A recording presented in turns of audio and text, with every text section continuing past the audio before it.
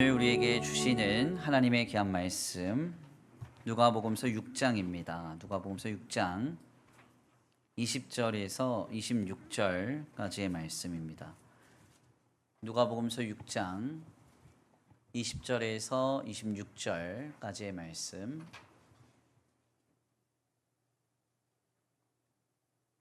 다 찾으신 줄 알고 다 같이 한 목소리로 함께 봉독합니다. 시작. 예수께서 눈을 들어 제자들을 보시고 이르시되 너희 가난한 자는 복이 있나니 하나님의 나라가 너희 것이며 지금 들인 자는 복이 있나니 너희가 배부름을 얻을 것이며 지금 우는 자는 복이 있나니 너희가 웃을 것이며 인자로 말미암아 사람들이 너희를 미워하며 멀리하고 욕하고 너희 이름을 악하다 하여 버릴 때에 너희에게 복이 있도다. 그날에 기뻐하고 뛰놀라. 하늘에서 너희 상이 큼이라. 그들의 조상들이 선지자들에게 이와 같이 하였느니라. 그러나 화 있을진저 너희 부요한 자야, 너희는 너희의 위로를 이미 받았도다. 화 있을진저 너희 지금 배부른 자야, 너희는 줄이리로다. 화 있을진저 너희 지금 웃는 자야, 너희가 애통하며 울리로다. 모든 사람이 너희를 칭찬하면 화가 있도다.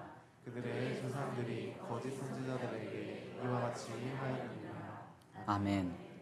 할렐루야. 아멘. 할렐루야. 아멘. 오늘도 하나님의 예비하신 은혜가 있는 줄 믿습니다. 귀한 시간 하나님의 은혜로 새롭게 되시고 하나님의 귀한 말씀 가운데 힘을 얻고 변화받는 귀한 시간 되시길 간절히 축원합니다. 다 같이 믿음으로 선포하겠습니다. 다 잘 되고 있습니다. 하나님께서 하십니다. 시작. 다 잘 되고 있습니다. 하나님께서 하십니다. 아멘. 다시 한번 믿음으로 선포합니다. 주님 안에 복이 있습니다. 주님을 떠나면 화가 있습니다. 주님 안에 거합시다. 시작. 주님 안에 복이 있습니다. 주님을 떠나면 화가 있습니다. 주님 안에 거합시다. 아멘.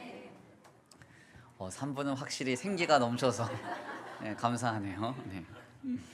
오늘도 하나님 안에서 복을 받고자 오신 우리 성도들 모두에게 예배 가운데 하나님의 풍성한 은혜와 사랑이 충만하게 임하는 복된 예배 되기를 간절히 축원합니다. 오늘은 귀한 시간 귀한 말씀을 통하여서 복과 화라는 제목으로 하나님의 귀한 말씀 함께 나누고자 합니다. 오늘 누가복음서 6장 중반부의 이 말씀은 이 마태복음서 5장에서부터 7장의 말씀을 통해 전해지는 산상수훈과 많이 비교되는 본문입니다. 마태복음서 5장 1절의 말씀은 이렇게 시작이 됩니다. 함께 읽어볼까요? 시작. 예수께서 무리를 보시고 산에 올라가 앉으시니 제자들이 나아온지라. 아멘. 마태복음서 5장 1절의 말씀은 예수님이 공생애를 감당하시는 동안 예수님의 주변에는 두 가지의 그룹의 사람들이 있었음을 밝힙니다. 먼저는 예수님의 사역의 외형적인 어떤 효과와 영향력을 보고 그것에 열광하는 무리, 소위 팬들이 예수님의 주변에 무리 가운데 있었음을 보게 되고요. 여기서 더 나아가 예수님이 이들을 해치고 산에 올라가 앉으셨을 때 주님의 말씀에 귀를 기울이고자 그리고 주님의 뜻에 복속되어서 살아가고자 그렇게 주님께 가까이 나오는 제자들이 있었음을 성경이 말합니다. 그래서 팬과 디사이플스라고 하는 무리와 제자들은 예수님의 주변에 항상 혼재되어 있었죠. 특별히 예수님께서 자신의 제자들에게 첫 번째로 하신 말씀의 주제는 바로 팔복이었습니다. 마태복음서 5장 말씀을 통해서 전해지는 심령이 가난한 자들은 복이 있나니 천국이 저희의 것이미요 라는 말씀으로 선언되는 이 팔복의 메시지는요, 사실상 8가지의 복을 예수님을 통해서 듣게 하지만 이 복의 내용이 오늘 우리가 기대하는 바와는 전혀 다름을 우리는 보게 돼요. 심령이 가난함이 복이고 애통함이 복이랍니다. 의에 줄이고 목마름이 복이랍니다. 우리가 기대하는 복은 이와 같지 않아요. 특별한 행운, 독특한 어떤 공급, 기적과 같은 어떤 행운, 이런 것들이 우리에게 나타나고 경험될 때 우리는 그것을 현상학적으로 복이라고 이렇게 명명할 때가 많죠. 그렇지만 주님은 우리의 기대와는 전혀 다른 8가지의 복을 자신의 제자들에게 이것이 복이다 이렇게 말씀합니다. 도대체 왜 주님은 이것을 복이라고 말씀하실까요? 예수님이 말씀하시는 복이란 헬라어로는 마카리우스라고 해서 어떤 물질적인 복의 현상이나 세속적인 어떤 공급의 현상을 의미하는 것이 아니라 참된 복이시고 근본적인 복이신 복의 근원이신 하나님과의 관계에서부터 기인된 이 복된 상태에 핵심적인 기치가 있습니다. 그래서 주님이 말씀하신 8가지의 복은 물질적이거나 세속적인 복의 현상이라기보다는요, 사실상 하나님과 우리와의 관계가 어떠한가를 조명하는 말씀이라고 할 수 있습니다. 산상수훈의 메시지에서 주님은 심령이 가난한 자가 복이 있다 말씀하세요.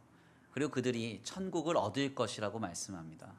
여기서 심령이 가난함이란 마음이 늘 하나님 앞에 주님이 간절하고 절박하고 긴밀한 상태를 의미하는 것이죠. 마음이 교만하지 않고 신앙적으로 영적으로 자신의 부족함을 늘 깨달으면서 하나님 나를 도와주옵소서. 나는 주님 없으면 안 됩니다. 주님이 필요합니다. 주님이 간절합니다. 고백하는 그 사람이 심령이 가난한 자라는 겁니다.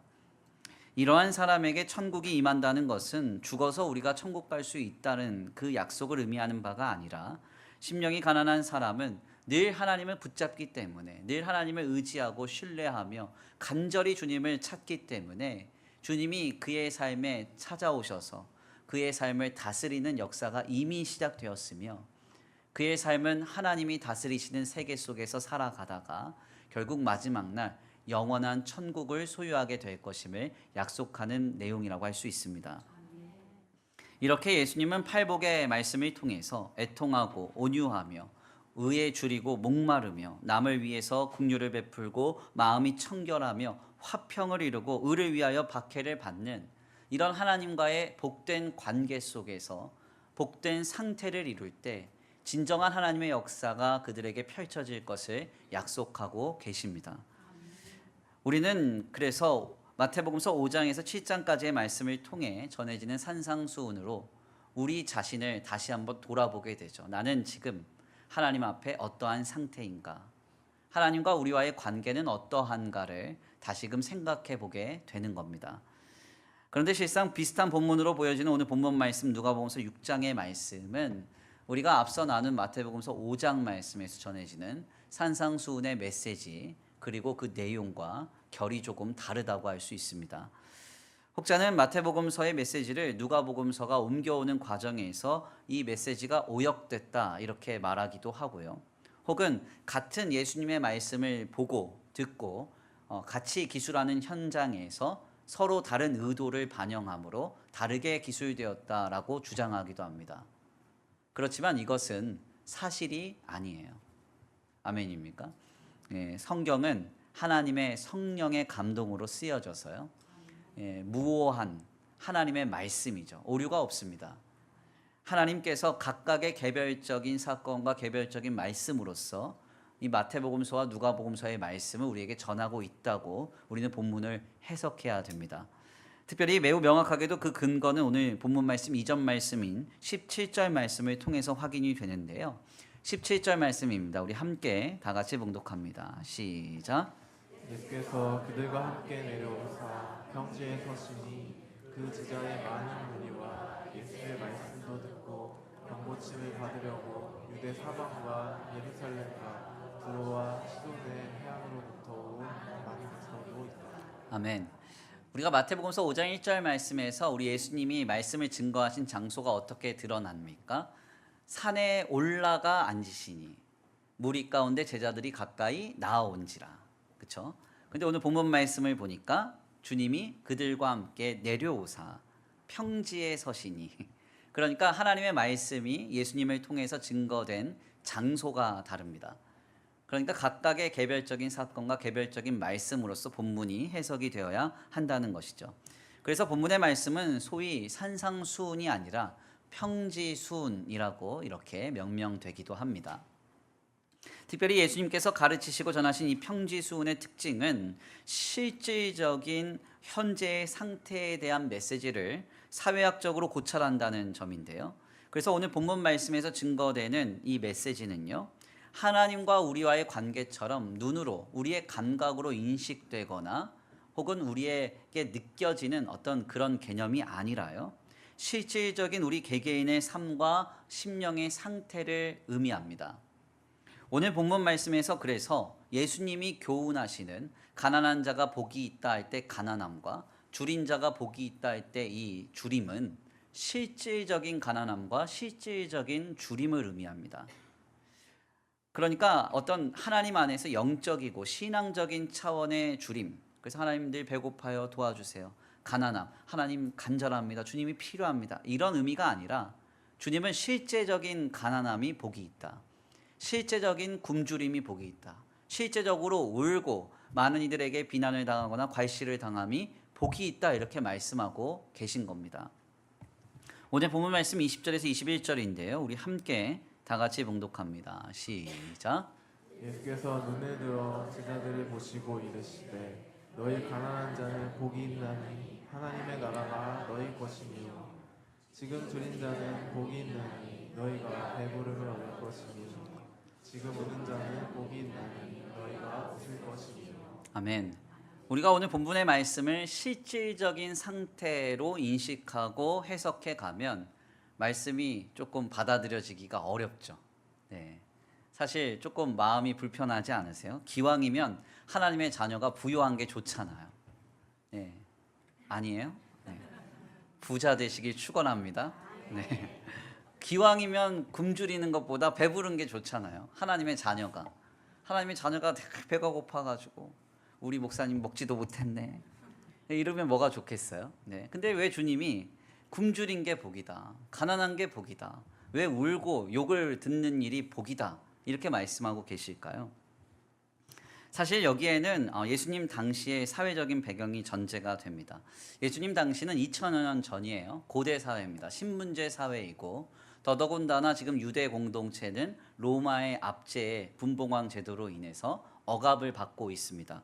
각종 사회 정책과 세금 정책, 여러 가지 사회 제도의 정책들이 일반 백성들이 숨쉬지도 못할 만큼 그들을 억압하고 고단하게 하고 있는 형편이었어요. 바로 이런 환경에서 부유함을 갖추고 배부름을 누리며 항상 웃고 즐거울 수 있는 삶을 살아간다는 것은 불법을 행하거나 불의를 저지르거나 더 나아가 각종 범죄를 저지르면서 신앙을 타협하고 신앙을 모른 척하지 않고서는 있을 수가 없는 일이었습니다. 결국 주님께서는 줄이고 가난하며 욕을 먹고 괄시를 당해도 예수를 그리스도로 믿어서 하나님의 뜻 안에서 거룩한 삶을 살아가는 것, 그리고 주님 보시기에 성결하며 아름다운 삶을 살아가는 그 삶이 복이라고 말씀하고 계신 것이죠. 주님을 떠나서 신앙을 타협하고 내려놓고 각종 불의와 부정함을 저지르는 삶이 아니라 내가 주님 때문에 배고파도 가난해도 거룩하고 성결하게 살겠습니다, 이런 삶이 복이라고 주님이 강력하게 말씀하고 계시는 거예요. 그래서 결국 평지수훈에는 산상수훈의 팔복의 메시지와는 별개로 매우 분명하게 이 주님의 가르침을 따르지 않으면 화가 있을 것임을 주님이 경고하십니다. 그러니까 우리가 산상수훈의 팔복에는 화가 나타나진 않잖아요. 네, 화를 말씀하시지 않는데 이 평지수훈에는 예수님의 가르침을 따르지 않으면 화가 있다, 분명하게 말씀하는 거죠. 세상을 살아가면서 불의와 부정 그리고 각종 편법과 범죄와 타협해가면서 부요함과 배부름, 즐거움과 칭찬을 쫓는 삶을 살아갈 때 화가 있다고 주님은 매우 명시하여 명확하게 말씀하시는 겁니다. 24절에서 26절까지의 말씀입니다. 우리 함께 다 같이 봉독합니다. 시작. 그러나 화 있을진저 너희 부유한 자여 너희는 너희의 위로를 이미 받았도다. 화 있을진저 너희 지금 배부른 자여 너희는 주리리로다. 화 있을진저 너희 지금 웃는 자여 너희가 애통하며 울리로다. 모든 사람이 너희를 칭찬하면 화가 있도다. 그들의 조상들이 거짓 선지자들에게 이와 같이 하였느니라. 아멘. 우리가 오늘 본문 말씀을 읽어가면서 좀 편안하게 읽었을지 모르지만 사실 본문의 말씀은 매우 강력한 메시지를 담고 있는 겁니다. 예수님 당시의 시대상 속에서 부정과 불의, 각종 편법과 범죄와 타협함으로 삶을 부요하게 세워가고 배부르게 세워가고 행복하게 세워가는 그런 데에 삶의 기치, 표대와 방향을 잡은 인생에 관해서 주님은 화가 있다고 경고를 하고 계시는 것이죠. 무엇을 말씀하시고자 함입니까? 우리 주님은 아무리 배가 고파도, 아무리 가난해도, 아무리 슬프고 많은 이들에게 책망과 비난을 당하는 인생이라 할지라도 그리스도 대신 예수를 믿는 그 하나님의 자녀의 길에서 하나님을 의식하면서 거룩하게, 성결하게, 아름답게 신실한 하나님의 자녀로 살아가라고 도전하고 계시는 거예요. 우리는 여기까지의 말씀을 나누면서 매우 깊은 상념에 빠지게 되죠.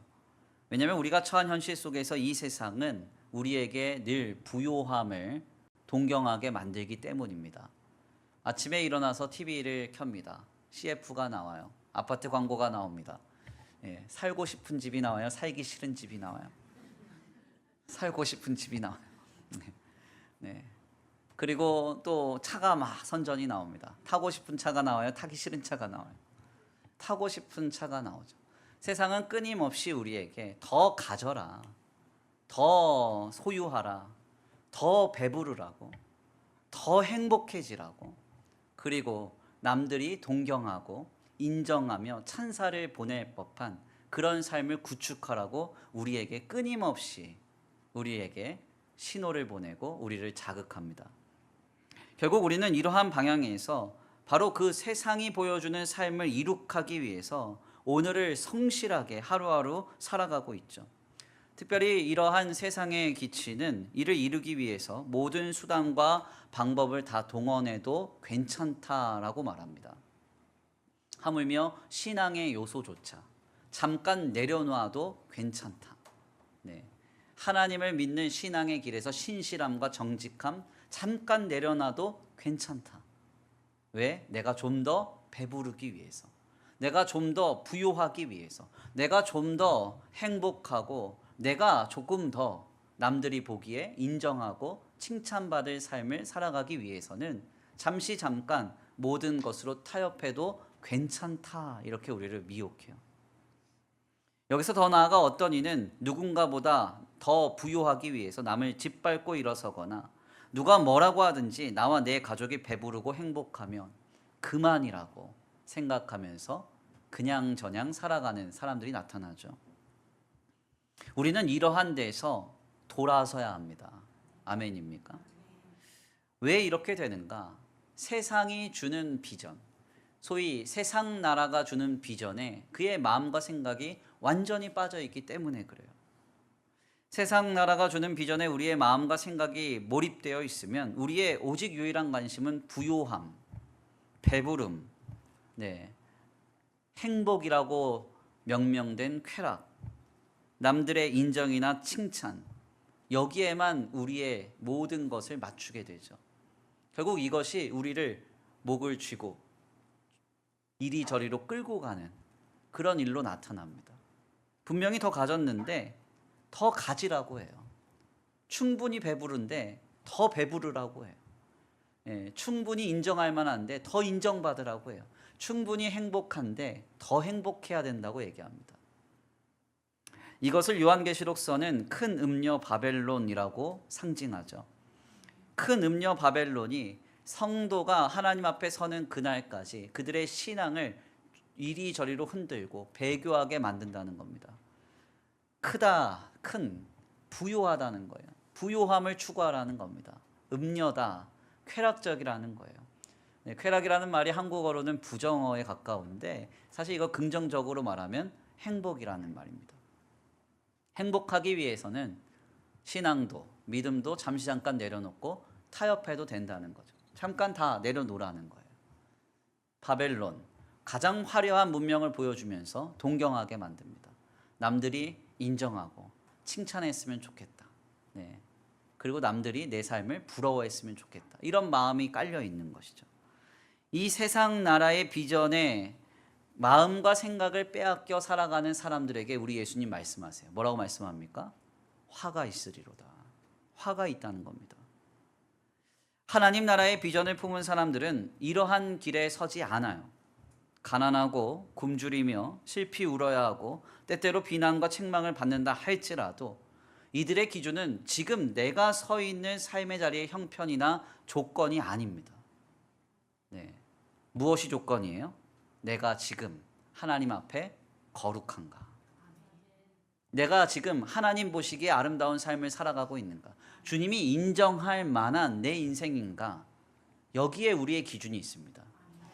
이것을 요한계시록서는 하나님의 참된 백성들이 흰 옷을 입고 살아간다 이렇게 말해요. 네, 이것으로 상징합니다. 저도 와이셔츠를 자주 입는데 와이셔츠 이틀 입으면 어떻게 될까요? 더러워서 못 입습니다.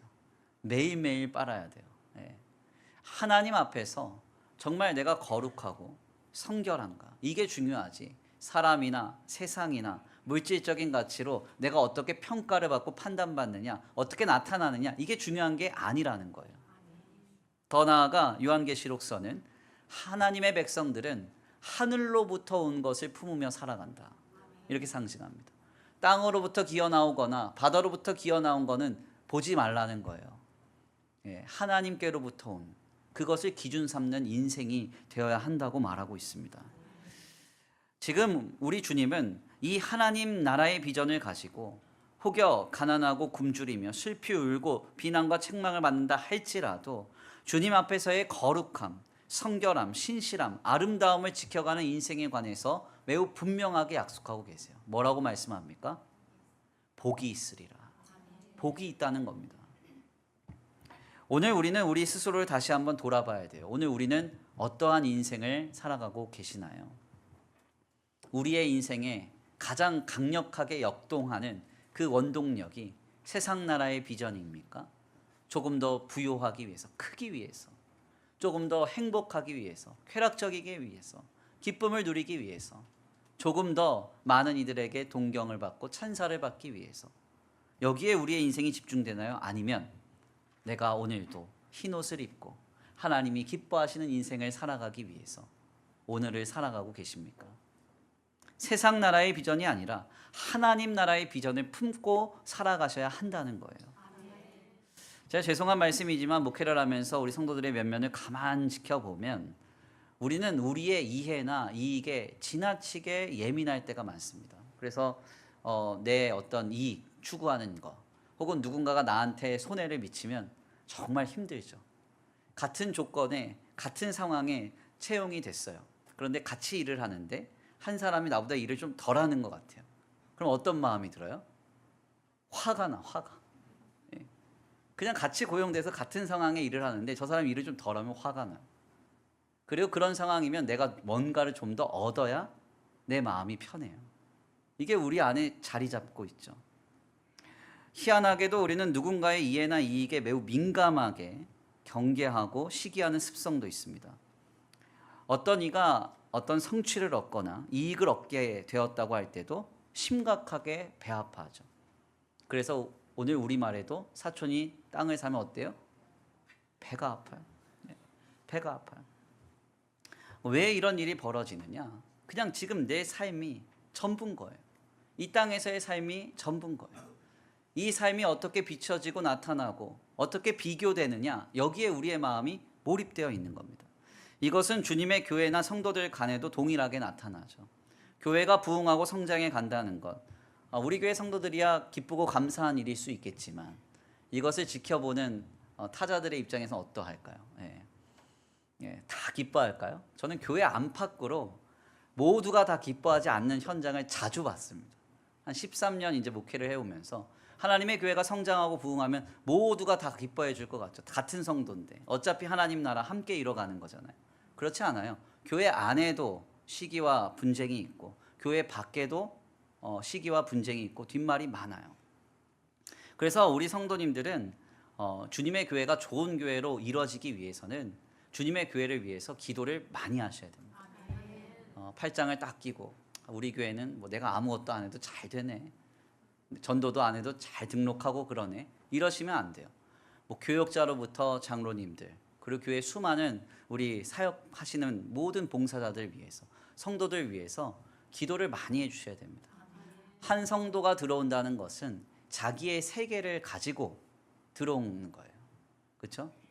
우주를 가지고 들어온다. 우주를. 예. 그러니까 여기 지금 한 120명, 130명 앉아 계시면 130개 우주가 지금 펼쳐져 있는 거예요.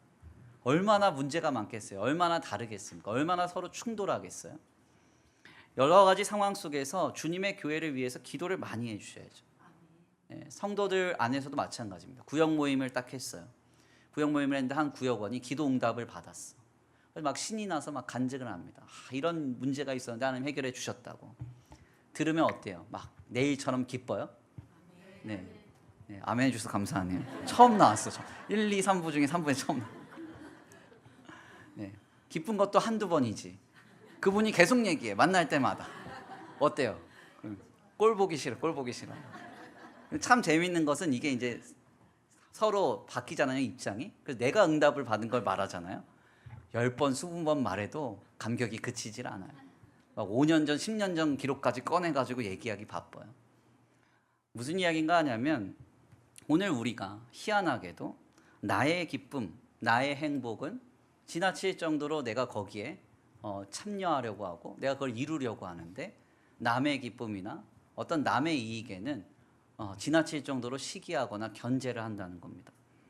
도대체 왜 우리가 이런 일들을 경험하게 되는가? 하물며 왜 교회나 성도 간에도 이런 일이 나타나느냐? 간단합니다. 세상 나라의 비전에 빠져 있기 때문에 그래요. 이 땅에서의 삶이 전부예요. 여기서 영원할 것 같이 살아요. 그것이 나를 사로잡고 있어요. 그러니까 지금의 이 현실에 부딪히는 가치와 서로 견주어 보는 이 상태가 내 마음을 끊임없이 고통스럽게 하고 어렵게 만드는 겁니다. 이 땅에서의 삶에 우리의 시선이 머물러 있어서 큰 음녀 바벨론, 배부르고자 부요하고 항상 웃고 칭찬받는, 동경받는 그런 인생이 우리의 삶의 목표점이 될 때 우리는 아름다운 삶을 신실한 신자로서 세워가기 어렵다는 겁니다. 저는 아직도 기억하는 한 가지 사건이 있어요. 한 거의 10년 가까이 된 일인 것 같은데요.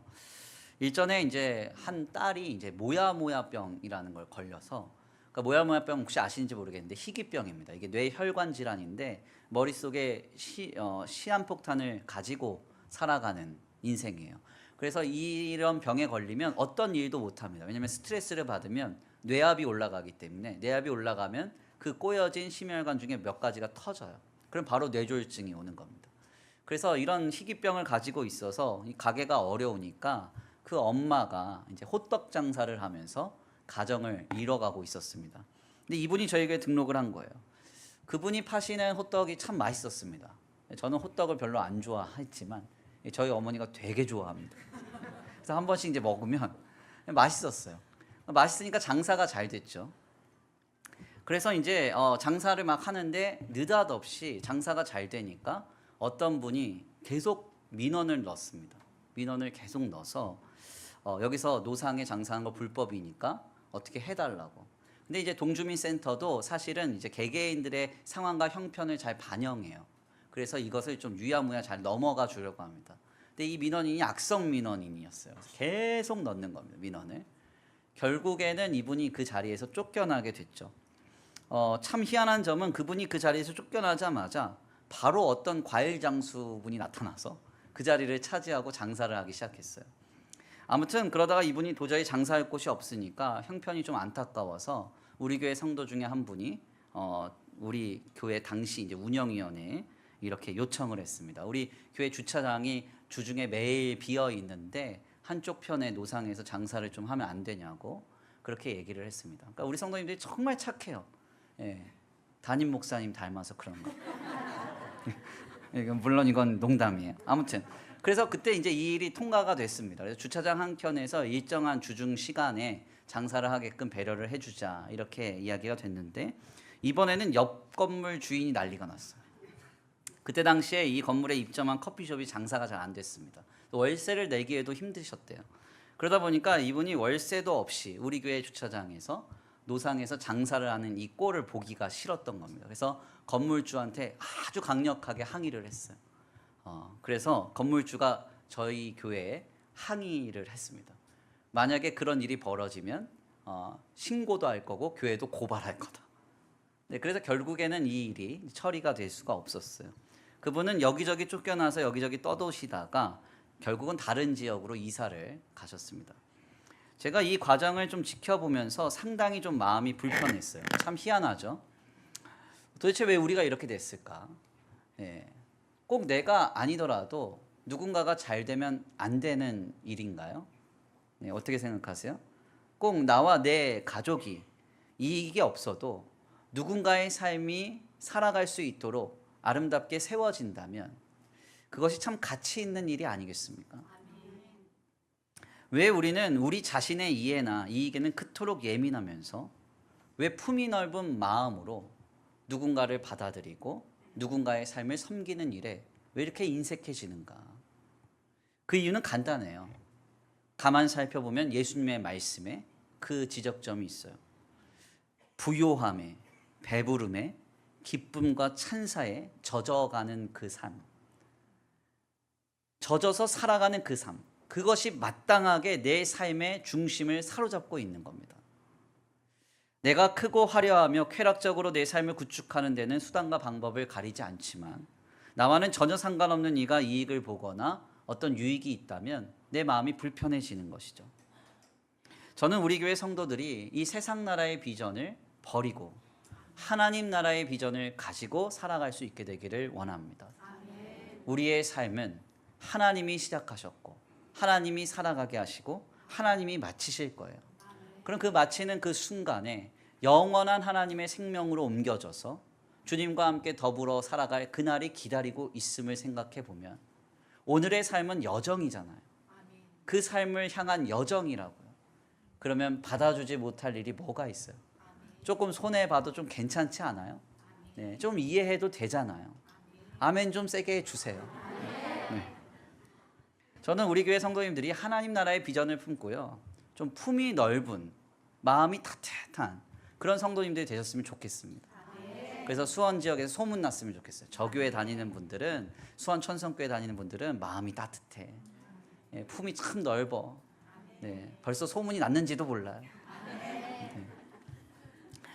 아무튼 이 일에는 제가 이제 가장 먼저 솔선수범을 해야 된다 이렇게 생각합니다. 제가 모범을 보여야죠. 제가 이기적이고 막 저만 모르면 우리 성도님들이 뭘 배우겠어요? 그래서 저도 굉장히 솔선수범하려고 노력을 하고 있습니다. 제가 일부 예배 때 이 말을 했더니 조병구 집사님이 얼마나 세게 아멘을 하는지 민망해가지고 힘들었어요. 가끔 저는 이제 교회 안 밖으로 좀 많이 섬기거든요. 우리 성도님들한테도 뭐 밥을 많이 사는 편이고 차도 많이 대접하고 밖에서도 많이 뭐 선물도 하고 대접을 합니다. 제가 목사님들 모임을 항상 하면 목사님들 차를 제가 사요. 예, 그래서 티를 이제 제가 대접을 하고 커피는 제가 삽니다 해서 항상 모시는 편인데 하도 샀더니 처음에는 우리 목사님들이 아유 김 목사 고마워 하면서 막 마시다가 요즘엔 농담하세요. 예, 차를 사주려면 기왕이면 그랜저로 사달라고 저한테. 아무튼 이제 제가 많이 이렇게 섬기는데 왜 섬길까? 예, 돈이 많고 여유가 좀 있어서, 예, 아니면 어떤 돈 욕심이 없어서? 그렇지 않습니다. 여유 없고요. 예, 돈 욕심 되게 많아요. 하여간 보여달라고 하면 돈 욕심 제대로 보여드릴 수 있습니다. 예. 근데 제가 이렇게 할 수 있는 것은 제가 받은 하나님의 은혜가 이 땅에서의 삶이 여정임을 인식하게 하기 때문이에요. 내 삶이 여기가 종착점이 아니라는 사실을 깨닫게 하세요.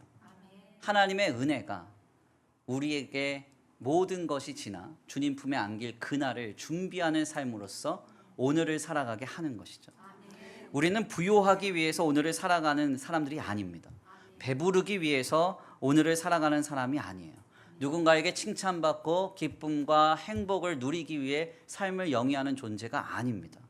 우리는 구원받은 존재로서 어떠한 죄나 악에도 타협하지 않고 하나님 앞에 흰옷 입은 신실한 성도로서 주님 만날 날을 준비하면서 오늘을 살아가는 것이죠.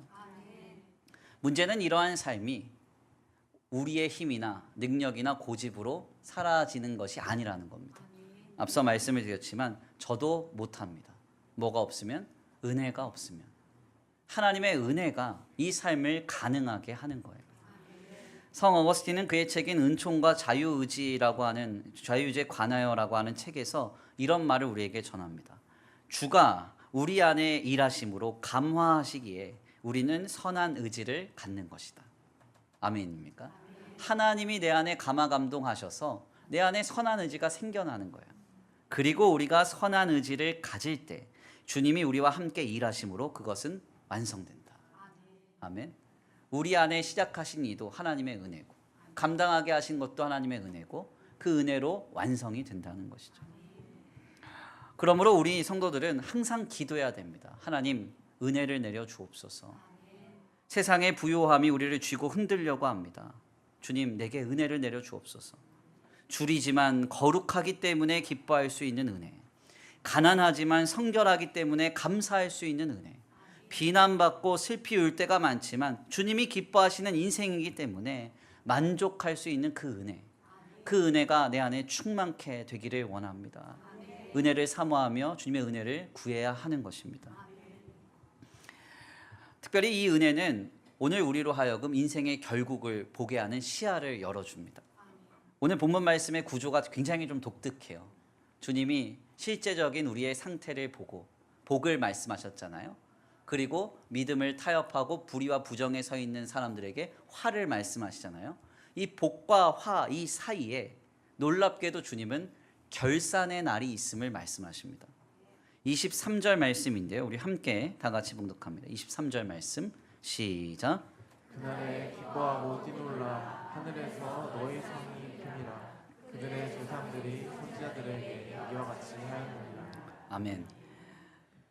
말씀을 자세하게 보면 20절에서 22절까지의 말씀을 통해서 복이 선언되고 그리고 나서 이 길을 떠난 사람들에게 화가 선언이 되죠. 24절에서 26절 말씀을 통해 전해집니다. 그 사이에 어떤 말씀이 있어요? 상급의 날이라고 하는 결산의 날이 우리에게 증거가 돼요.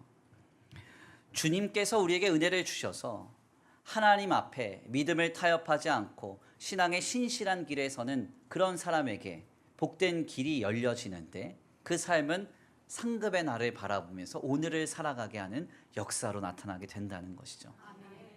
거꾸로 말씀드리면 이 은혜가 없으면 죄송하지만 이 땅의 삶이 영원한 것처럼 지금 우리의 삶의 종착점이 여기인 것처럼 살아갈 수밖에 없습니다.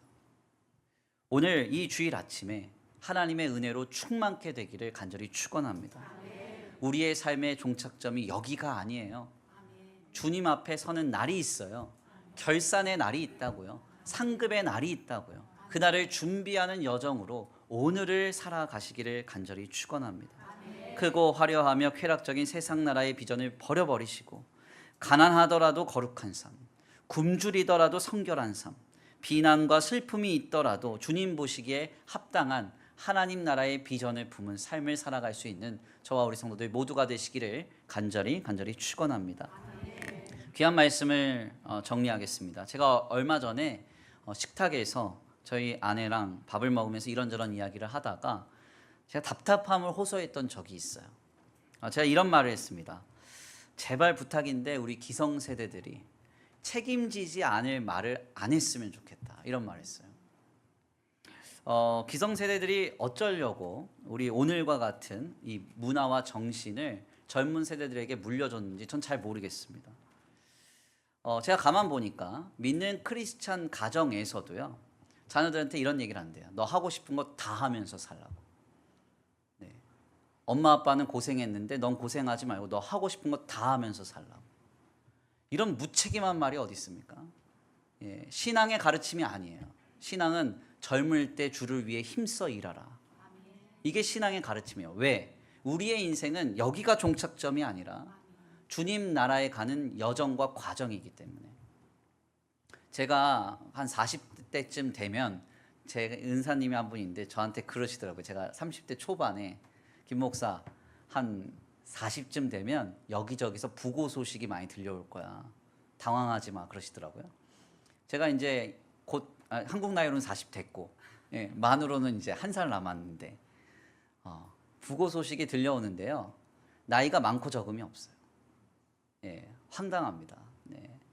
어린 아이도 하나님께 부름을 받고, 네, 나이가 연로하신 어르신도 하나님께 부름을 받아요. 언제 부름 받을지 누구도 몰라요. 그런데 그 아이가 엄마 아빠의 너 하고 싶은 대로 다 해라, 그거를 삶의 지침으로 살고 살다가 주님 앞에 선다면 끔찍하지 않습니까? 잘 생각하셔야 돼요. 어떤 교훈을 할 것인가, 어떤 말을 할 것인가. 믿는 크리스찬 가정에서도요, 자녀들에게 결혼 빨리 할 필요가 없다. 네. 하고 싶은 거 다 하다 천천히 해라, 그런데요. 그리고 결혼을 할 필요도 없고 아이를 낳을 필요도 없다. 낳아 보니까 고생이 많다는 거예요. 낳지 마라, 이런 얘기를 한대요. 아니, 이게 안 믿는 가정에서 하는 얘기가 아니라 믿는 가정에서도 이런 얘기를 한대요. 그래서 지금 서울에 있는 교회들이요, 목사님들이 눈치 보느라 정신이 없어요. 네. 이런 설교를 아예 못해요. 왜냐하면 사고방식이 이상해서 막 항의가 들어오니까. 더 심각한 점은 믿는 크리스찬 가정에서 결혼한 자녀에게 못 살겠으면 이혼해라, 빨리 정리해라, 손자 손녀는 봐줄게, 이런 얘기를 한대요. 그러니까 이혼 설교도 못해요. 가정을 헌신하고 자녀를 헌신하고 이런 설교도 못하는 거예요. 정상적이지가 않아요. 심각한 결과를 초래하죠. 기성세대들이 아무렇지도 않게 우리 자녀들을 사랑하는 마음에 너는 고생하지 말라라는 투로 이런 얘기를 했다면 이 아이들이 어떤 인생을 살까요? 네, 저는 뭐 이제 많은 사역을 하면서 많은 분들 만나잖아요. 별의별 일들이 많아요. 그 목사님 자녀인데 아이가 유학 가가지고 너는 엄마 아빠처럼 목회하면서 고생하지 말아라 했더니 거기서 이슬람교 애를 만나가지고 이슬람 교도가 돼서, 예, 이슬람 그 사역하는 목사님한테 막 눈물로 막 전화가 오고 우리 애 어떡하냐고, 이런 일들 너무 많고. 죄송한 얘기지만 더 나아가면 믿는 집 아이들도 자기 멋대로 하다가 엄마 며느리 데리고 왔어 그런데 남자 데리고 오고 이런 일이 생길 수도 있다니까요. 네. 각종 사회적 범죄를 일으키는 자들의 면면을 보면요, 70~80%가 가정이 다 깨져 있습니다. 그래서 이 교도소에 수감된 사람들이 하는 말 중에 몇몇 아이들이 이런 얘기를 해요. 교도소가 더 편하다고, 집보다, 이런 얘기를 합니다. 그냥 아무렇지도 않게 가정을 깨트리고 망가뜨리고 하는 거, 이게 아무렇지도 않은 게 아닙니다. 내 멋대로 하고 난 편하게 하겠다, 잘못된 거죠. 뒤늦게 결혼을 해도 자신들의 계획에 따라서 아이를 낳을 수 있을 것처럼 말하는 거. 야, 니네 조금 늦게 아이 가져라, 편하게 생각해라. 죄송하지만 할 말이 아니에요. 생명은 하나님이 주시는 겁니다. 기도로 그 생명을 준비하고 낳게 하셔야 돼요. 제 주변에는 제가 청년부 설교 가서도 얘기를 했는데요, 난임 부부가 굉장히 많습니다. 난임 부부가 많아요. 이 난임 부부 삶을 못 들어보셨죠? 지옥입니다, 지옥. 얼마나 힘든지 몰라요. 난임 치료를 받을 때 시간에 맞춰서 호르몬 주사를 맞아야 돼요. 병원 가서 맞는 건 너무 비싸니까 주사기를 들고 다니면서 화장실 가서 본인이 놔야 돼요, 본인이. 그런 삶을 딸에게 물려주시겠습니까? 잘못된 거예요. 그런 말씀을 하시면 안 돼요. 기도로 준비하고 기도로 가정을 이루고 기도로 아이들을 세우는 그런 어떤 삶을 가르쳐줘야 돼요. 돈과 행복이라고 이름으로 포장된 쾌락이 전부인 줄 알았다가 후회하고 한탄하는 그 인생을 끝까지 누가 책임질 수 있겠어요? 기성세대들은 책임질 수 있는 말만 하셔야 됩니다. 사랑하는 가족이라는 그 공동체가 얼마나 귀한 것인지, 신앙으로 삶을 세워가는 일이 얼마나 중요한 것인지, 우리의 삶이 하나님 나라에 이르는 여정으로서 얼마나 가치가 있는 것인지. 한 며칠 전에 이효리 씨가 반려견이 암에 걸렸대요. 그래서 이제 세상을 떠난답니다. 그래서 떠나니까 추억을 되돌아보는데 가장 자기의 마음에 깊이 남아있는 추억이 뭐냐 물어봤더니 그 반려견이 가장 말을 안 들었을 때 그때가 떠오르더래요. 무슨 이야기인가 하냐면 아이들 키울 때 말 안 듣잖아요. 힘들잖아요. 저도 아들 둘 키우거든요. 아들 둘 키우면은 진짜 힘든 겁니다. 네, 새 키우면 상 줘야 되고 내 키우면 이제 뭐 모셔야 되고 뭐 그런 거예요. 근데 아무튼 네, 근데 그 힘든 게 행복인 거예요. 힘든 게 가치인 거예요. 그것을 우리 기성세대들이 다음 세대들에게 알려주셔야 돼요. 오늘날의 젊은 세대의 이 정신을 누가 만든 건가? 죄송하지만 다음 세대들이 직접 만들어낸 게 아닙니다. 물려받은 거예요. 기성세대들이 말한 거예요. 왜 이렇게 말했을까요? 세상 나라의 비전에 빠져 있으니까. 이 땅에서의 삶이 전부인 줄 아니까 한 번 사는 인생, 카르페 디엠, 현실을 즐기라는 거예요. 마음대로 해보라는 겁니다. 아닙니다. 아니에요. 주님 나라 가는 그 나라의 여정으로서 오늘을 살아가게 하셔야 돼요. 이 땅에서의 삶은 잠시 잠깐이고 영원한 하나님 나라를 준비하는 여정, 결산의 날, 상급의 날이 기다리고 있음을 알게 하시고 믿음으로 그들을 세워 가셔야 합니다. 오늘 우리 모두가 크고 화려하며 쾌락적인 세상 나라의 비전을 버릴 수 있게 되길 원합니다.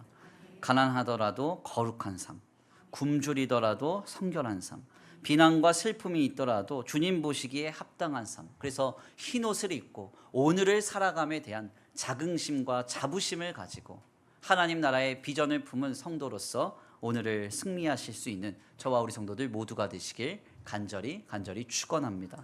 우리 이 시간 귀한 말씀 붙잡고 함께 기도하겠습니다.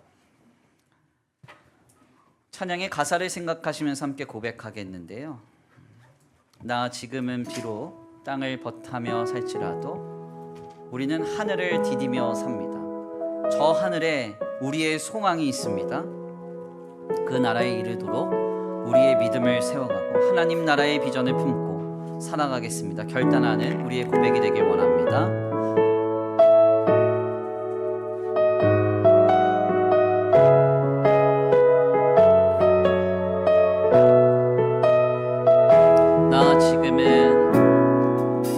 나 지금은 비록 땅을 벗하며 살지라도 내 영혼 저 하늘을 디디며 사네.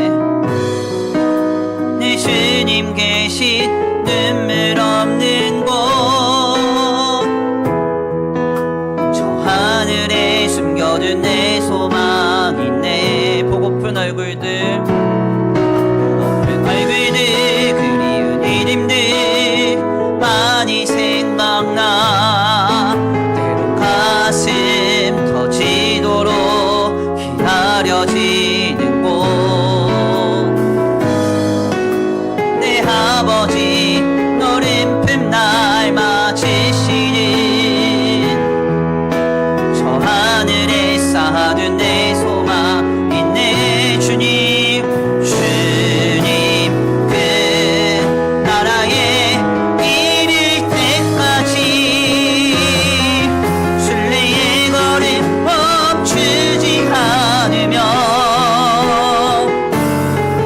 어떤 시련이 와도 나 두렵지 않네.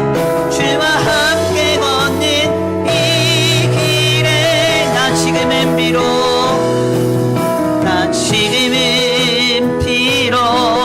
땅을 벗하며 살지라도 내 영혼 저 하늘을 디디며 사네. 내 주님 계신 주님 계신 눈물 없는 곳, 저 하늘에 숨겨둔 내 소망 있네. 보고픈 얼굴들, 그리운 이름들 많이 생각나. 때로 가슴 터지도록 기다려지는 곳, 내 아버지 너른 품 날 맞으시는 저 하늘에 쌓아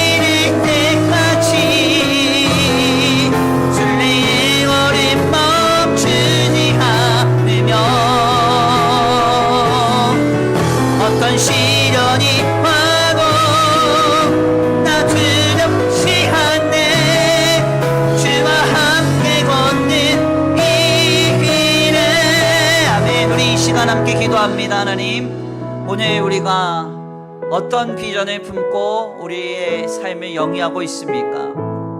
더 배부르라고 하는, 더 부요하라고 하는, 더 행복하고 더 갖추어서 사람들이 동경하고 인정할 만한 삶을 살라고 하는 세상 나라의 비전에 우리의 마음이 함몰되고 몰입되지 않기를 원합니다. 주님, 하나님 나라의 비전을 품게 하소서. 하늘로부터, 하나님께로부터 온 그 기준을 가지고 흰옷을 입고 오늘 신실한 우리의 삶, 때때로 세상의 가치와 충돌되지만 가난하고 굶주리며 슬피 울 때가 있지만 그래도 거룩함에 감사하고 성결함에 감사하고 하나님의 자녀로 오늘을 살아간다고 하는 자부심과 자긍심을 가지고 오늘 우리의 믿음을 세워가게 하여 주시옵소서. 우리 다 같이 귀한 말씀 붙잡고 함께 결단하며 이렇게 살아갈 은혜 달라고 간구하며 기도하며 나아가겠습니다. 함께 기도합니다. 하나님 감사합니다. 오늘 귀한 자리에 주님 앞에 왔습니다.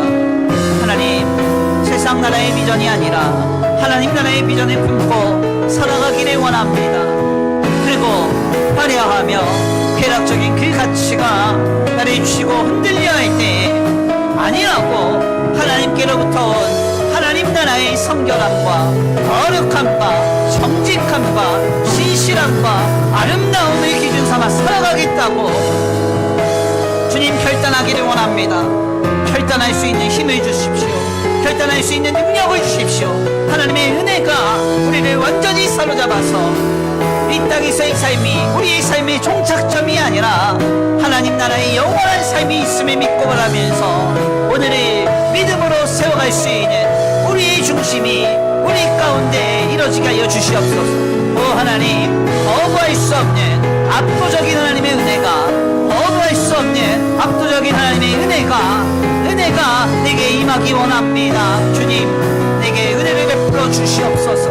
하나님, 거부할 수 없는 압도적인 은혜로 나를 충만케 하사 아버지 크고 화려하며 쾌락을 쫓는 이 시대의 시류에 몸담지 않게 하시고 하늘로부터 온 거룩함의 기치를 가지고 성결함의 기치를 가지고 정직함과 신실함의 기치를 가지고 하나님 앞에 설 수 있도록 주님 도와주시옵소서. 은혜를 베풀어 주시 믿습니다. 주님 역사하시 믿습니다. 인도하시 믿습니다. 주님밖에 없습니다. 주님밖에 없습니다. 주님밖에 없습니다. 하나님, 이 시간 은혜를 내려주사 하나님 나라의 비전을 가지고 오늘을 살아가게 하여 주시옵소서. 주님, 때때로 가난하지만 거룩하기 때문에 감사하고 때때로 굶주리지만 아버지 성결하기 때문에 기뻐하며 흰옷 입은 하나님의 자녀로 오늘을 살아가기에 만족할 수 있는 우리의 삶이 되게 하시고 우리의 심령이 되게 하여 주시옵소서. 주님도 주시 믿습니다. 이 시간 은혜로 우리의 삶을 새롭게 세워가시리라 믿습니다. 주님 도와주시고 인도하시며 함께하여 주시옵소서. 주님 그 나라에 이를 때까지 순례의 걸음 멈추지 않으며 어떤 시련이 와도 나 두렵지 않네. 주와 함께 걷는 이 길에 주님 그 나라에 이를 때까지 순례의 걸음 멈추지 않으며 어떤 시련이 와도 나 두렵지 않네. 주와 함께 걷는 이 길에.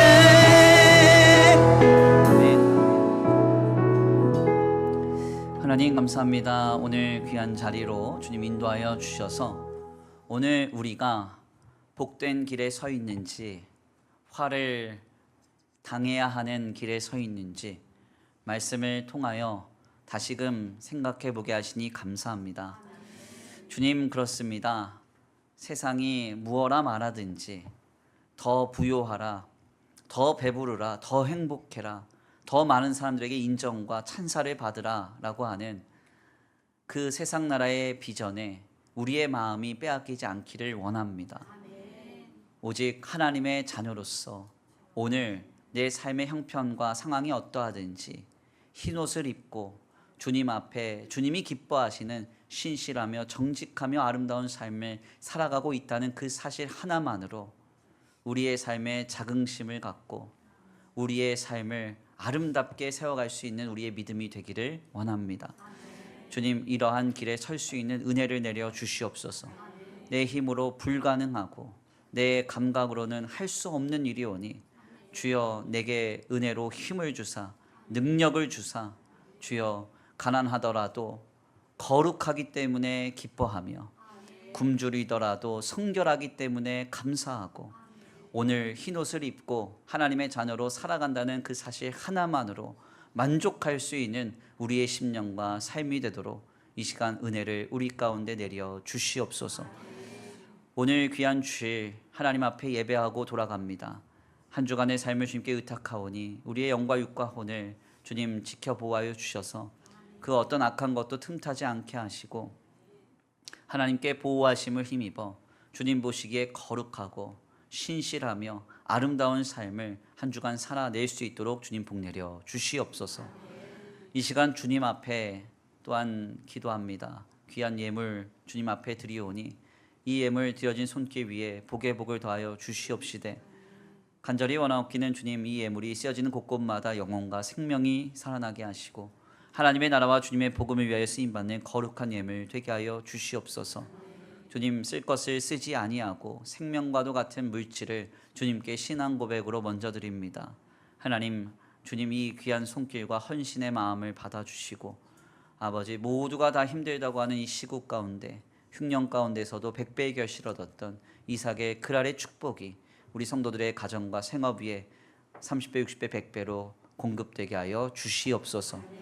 도우실 줄 믿고 감사함 올려드리오며 사랑과 은혜가 많으신 우리 구주 예수 그리스도의 이름으로 감사하며 기도 올려드립니다. 아멘. 이제는 우리 주 예수 그리스도의 은혜와 성부 하나님의 극진하신 사랑하심과 성령 하나님의 내주 교통하심이 오늘 귀한 말씀 가운데 깨닫고 하나님 나라의 비전을 품으며 살아가기로 결단하고 이러한 은혜를 힘입어 아름답게 살아가기로 결단하는 모든 성도들 머리 위에 이제로부터 영원토록 함께 있을지어다.